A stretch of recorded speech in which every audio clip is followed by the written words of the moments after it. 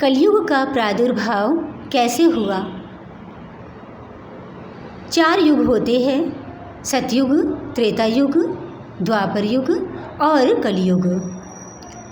सतयुग को धर्म युग भी कहा जाता है और कलयुग को अधर्म का युग।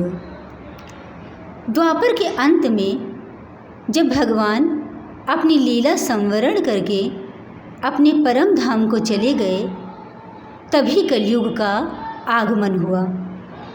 कलयुग के आते ही चारों ओर अधर्म फैलने लगा। मनुष्यों की रुचि अधर्म की ओर होने लगी।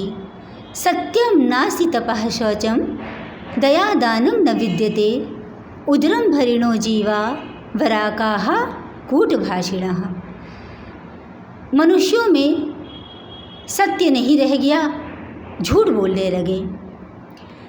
सत्यम नास्ति तपः शौचम, तपस्या आदि के गुण जो है वो लुप्त होने लगे। पवित्रता नहीं रह गई, न शारीरिक पवित्रता और न मानसिक। मन में छल कपट जब भरा होता है तो ये मन की पवित्रता नहीं रहती। दया दानम न विद्यते, दया के गुण लुप्त होने लगे। लोग पशु हिंसा करने लगे, एक दूसरे को मारने लगे और दान देने में भी संकोच होने लगा।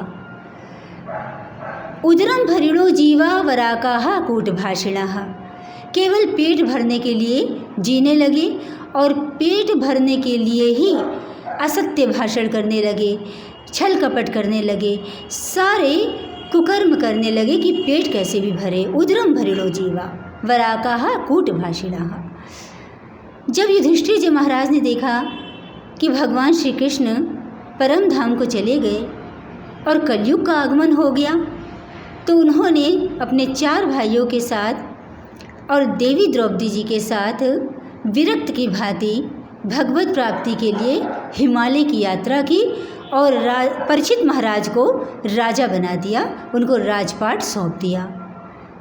राजा परीक्षित ने कलयुग का दमन करना चाहा, कलयुग को मारने के लिए तत्पर हुए, लेकिन कलयुग उनकी शरण में आ गया।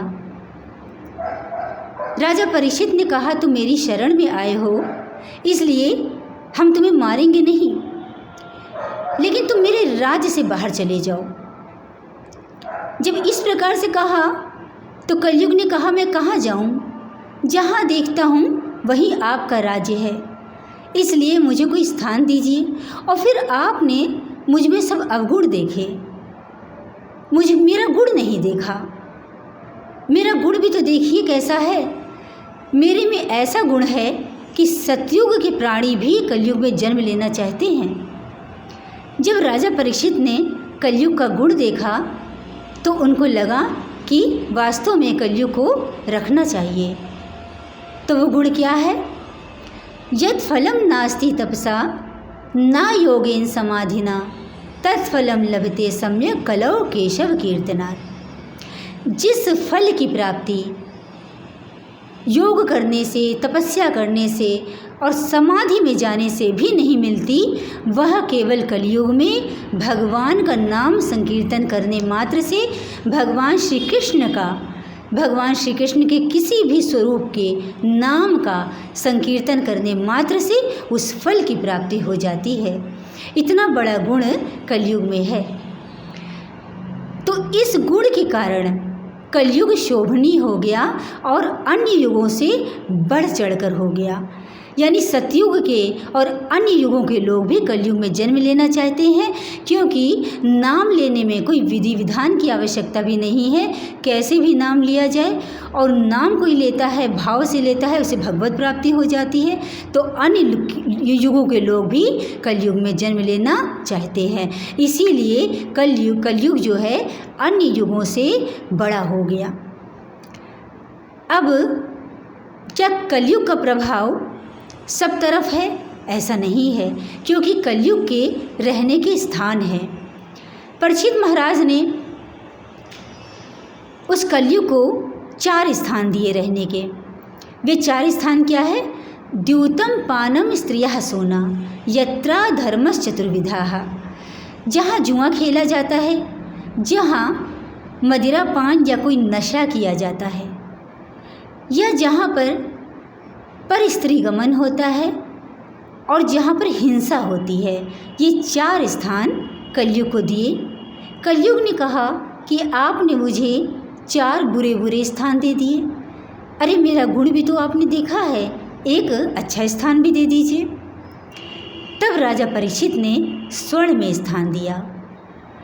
अब भगवान श्री कृष्ण कहते हैं 10वें स्कंद में भागवत जी के कि धातु नाम अस्मि कांचनम, कि धातुओं में सोना मैं हूँ। तो जब भगवान का सोने में वास है तो कलयुग का कैसे है? जो नीति से कमाया हुआ धन से सोना लिया जाता है उसमें भगवान का वास है, और जो अनीति से कमाया हुआ धन से सोना लिया जाता है, खरीदा जाता है, उसमें कलयुग का वास है। तो इस प्रकार ये 5 स्थान कलयुग के हो गए। तो क्या कलयुग में सभी व्यक्ति कलयुगी हैं? कलयुग का सब पर प्रभाव है? नहीं।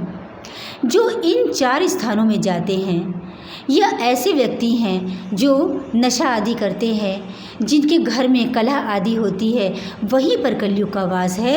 और जो भगवत भक्त हैं, जो भगवान की भक्ति करते हैं, भजन आदि करते हैं, वहाँ कलयुग की नहीं चलती, वहाँ कलयुग का वास नहीं होता। इसीलिए कलयुग के 5 स्थान हैं। अब व्यक्ति सुखी कैसे हो, इस कलयुग के प्रभाव से बचे कैसे? तो इन 5 स्थानों का त्याग कर दे। इन 5 स्थानों का त्याग करके 4 स्थानों का त्याग कर दे, और एक जो है कैसा धन कमाना है ये वो विचार करे और भगवान की शरण ग्रहण करे। ये कलयुग केवल नाम आधारा, सुमिर सुमिर नर उतरहि पारा। तो जो कलयुग में केवल एक भगवान के नाम का आधार है, तो उसी का आश्रय लेना चाहिए। हमें कलयुग से बचना है और भगवत प्राप्ति करनी है, तो भगवान के नाम का आश्रय लेना है।